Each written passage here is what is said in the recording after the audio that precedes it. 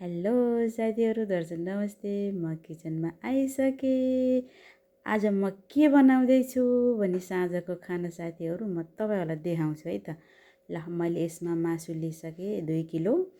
अनि यसमा मैले बसालिसकेछु डेक्चीमा मरमसला, प्याजहरू, लसुनहरू, मरमसला राखेर अब म पकाउँदैछु है। तेलमा मसला पकाउँदैछु। अब राख्नु पर्यो मेजुन त्यो टमाटरको सल्सा, अनि त्यसमा पनि राख्छु एउटा दक्कुस, अनि पकाउँदैछु। मजाले पाक्दैछ। मरमसला राखेँ। अब त्यसमा राखेँ अलिकता एउटा आलु र एउटा कुसा यहाँको है। अनि त्यसमा राखिसकेँ मैले मासु। अब यसलाई मैले पर भुट्नु पऱ्यो कि साथीहरू, हेर्नु त। अब के गर्नु है, मासुमा खोद्रा हालेको भन्दा भेजिटेबल कस्तो कस्तो खान्की हुन्छ है परदेशको खान्की साथीहरू। को कोले जान्नु भएको छ यस्तो खानालाई, को कोले खानुभएको छ होइन। घरमा काम गर्ने दिदीबहिनीले त खानु भएको छ, थाहा नै छ। अनि दाजुभाइहरूले प्रायः जसो कम्पनीमा काम गर्नेले थाहा छैन क्या यो गहुँको गेडा कसरी खाने हो भन्ने।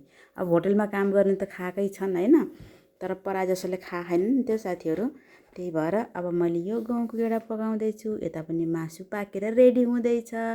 अब साथीहरू यसलाई मैले मजाले चलाएर अब यो गहुँको गेडा हेर्नु त, मैले बिहान भिजाएको थिएँ, यस्तो मजाले भिजेछ।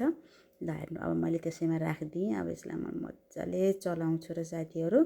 अब के गर्नु है, यहाँको खानकीको हिसाब त आमामामा के खाने हो कि। हाम्रो नेपालमा यस्तरी खाइयो त खाइएन नि साथीहरू है। गाउँको गेडा भने त के हो थाहै थिएन। हाम्रो त सिर्फ गहुँ खाने भनेको त हाम्रो त ढेँडो र रोटी मात्रै थाहा हुन्थ्यो हामीलाई खानालाई। अब मैले यसमा यसरी चलाएर हेर्नु त कस्तो राम्रोसित पाकेर पनि रेडी भइसक्यो साथीहरू। ल हेर्नु त, चाख्दाखेरि कति मिठो हुन्छ कि फेरि, यति मिठो हुन्न र ओहो। ल, कोलाई मनपर्छ साथीहरू भन्नु है, खाएर पनि भ्याइसक्यो, एकदम टेस्टी हुन्छ। ल, कोलाई